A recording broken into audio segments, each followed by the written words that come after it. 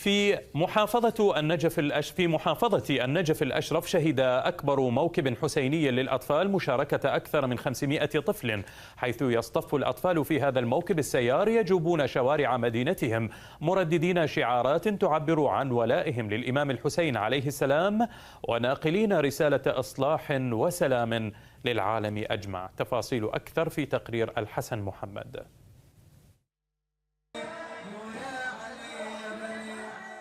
إلى الشرق من محافظة النجف الأشرف، وتحديدا في ناحية الحرية التي تحتوي على أكبر موكب حسيني للأطفال في العراق من حيث أعدادهم التي تتجاوز 500 طفل، والذين تتراوح أعمارهم من 5 أعوام وصولا ل18 عاما.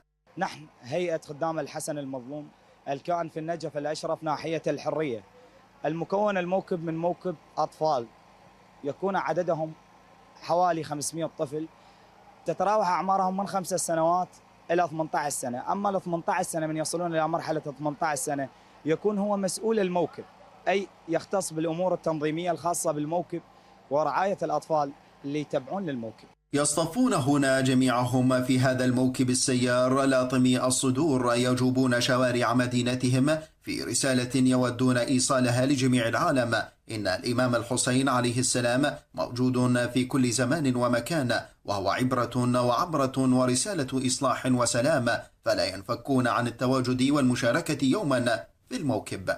أنا رادود بهيئة خدام الحسن المظلوم ولطام همين، وأقرأ مجالس وبالسوق همين أقرأ بنزلاتنا. شاركنا دائما احنا ننزل بكربلاء بالإمام علي دخوليات. نريد نوصل للعالم كله رسالة عن الإمام الحسين، هو ضحى بأولاده وعائلته وضحى بأهل البيت سلام الله عليهم، ورد نوجه رسالة الحسين يبقى كل سنة حسين موجود.